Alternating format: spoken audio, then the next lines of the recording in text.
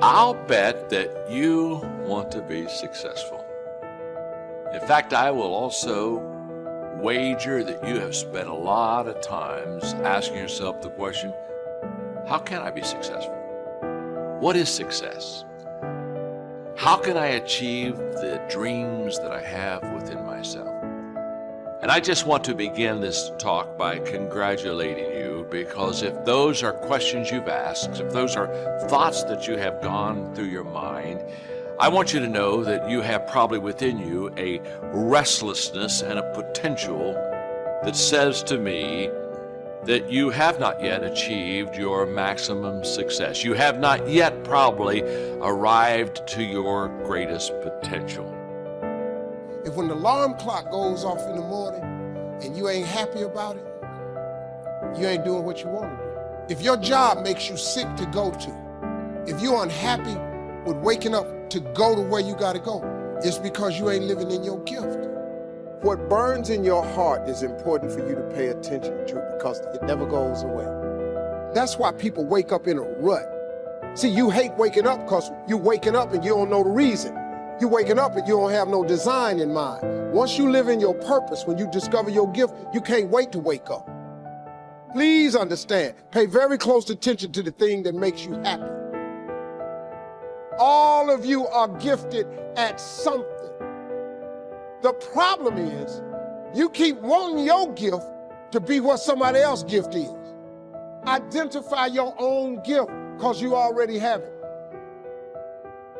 You have something that you brought to the universe, and that if you decide that my life deserves my developing this what I do well, and becoming the best at it, and mastering myself, and seeing what I have within me. You need to be present. You need to live in the present moment. Give your fullest attention, your best effort to each present moment. Giving your full attention and very best action in each moment will lead to each next best moment. It will lead to expansion and growth in your life, which will ultimately lead you to many things you love doing. And soon you will understand what your purpose really is. But don't rush it. Don't stress over it. No purpose is coming through stress. No purpose is rushing through because you're anxious. Do your thing and do it to the best of your ability in every moment, no matter what it is. I just want to know if you're willing to bust your ass to change your life. And if you are, you're going to get an interview. And I'm not going to ask for your resume. I don't care about your resume. Your resume tells me where you've been. It doesn't tell me the price you're willing to pay to become somebody new. Every belief that you have is a choice. I choose to believe that human potential is nearly limitless, and this was the belief that changed my life. Because once I realized, so it's not about who you are today, it's about who you want to become and the price you're willing to pay to get there. And I promise you, the day that you're willing to pay any price, you'll achieve what you want to achieve. If you truly believe that human potential is limitless, what do you want to become? And what price are you willing to pay to get there?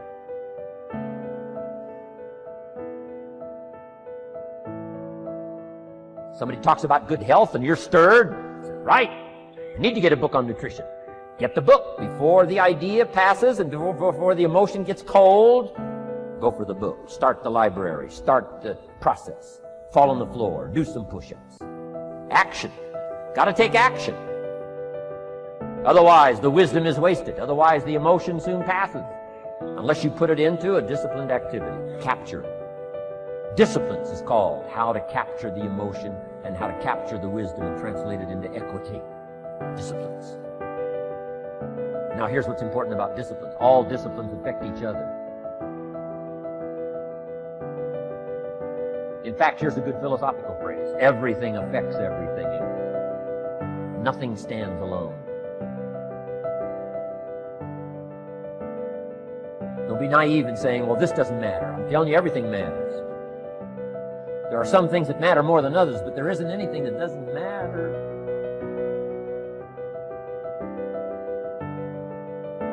We all pity the man who says, well, this is the only place I let down. Not true. Key to take home. Every letdown affects the rest of your performance. Every letdown affects the rest. This is part of the educational process on personal development. If you don't take the walk around the block, you probably won't do the apple a day. If you don't do the apple a day, you probably won't start building your library. If you don't build your library, you probably won't keep a journal, and you won't take pictures, and then you won't do this, you won't do wise things with your money, won't do wise things with your time, won't do wise things with your possibilities and relationships, and the first thing you know, 6 years of that accumulated, and we say you have messed up. So the whole key to reversing that process now is to start picking up these disciplines. Now here's the positive side. Every new discipline affects the rest of your disciplines. Every new one affects the rest. That's why action is so important. The least action, the smallest action. Take it. Because when you start accomplishing and the value starts to return from that one action, it'll inspire you to do the next one and the next one and the next one. You start walking around the block, it'll inspire you to get an apple. Get an apple, it'll inspire you to get a book. Get a book, it'll inspire you to get a journal. Get a journal, it'll inspire you to grow, develop some skills. All disciplines affect each other. Every lack affects the rest. Every new affects the rest.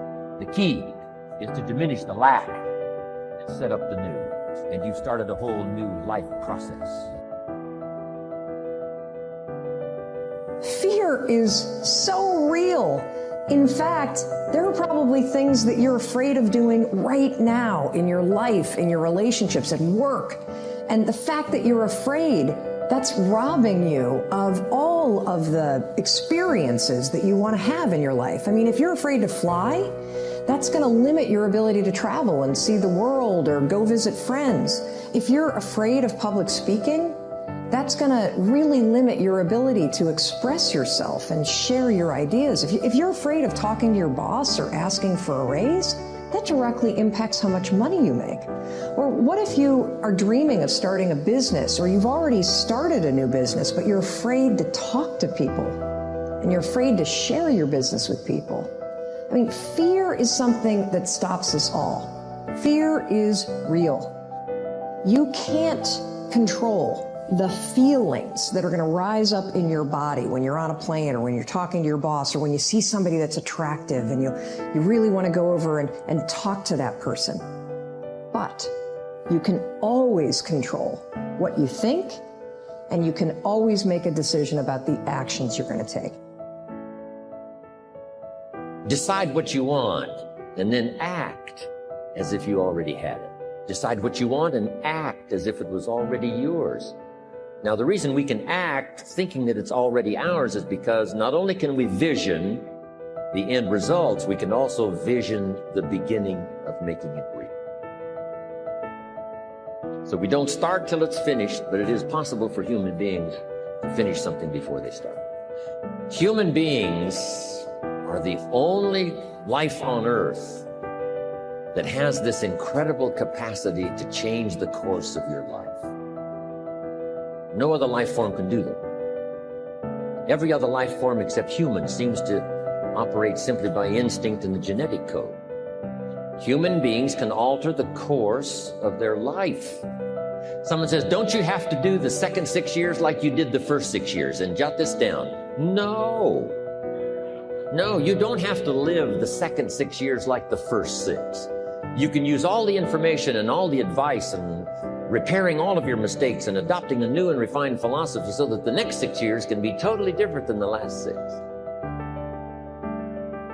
No other life form can do this. See, if you were a tree, you'd be stuck.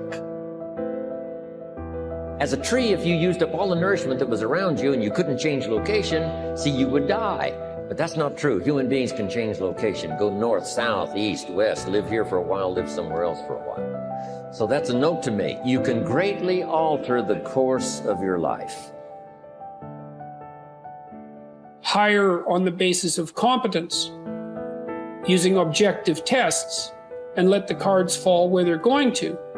And don't be afraid to tell people that that's what you're doing.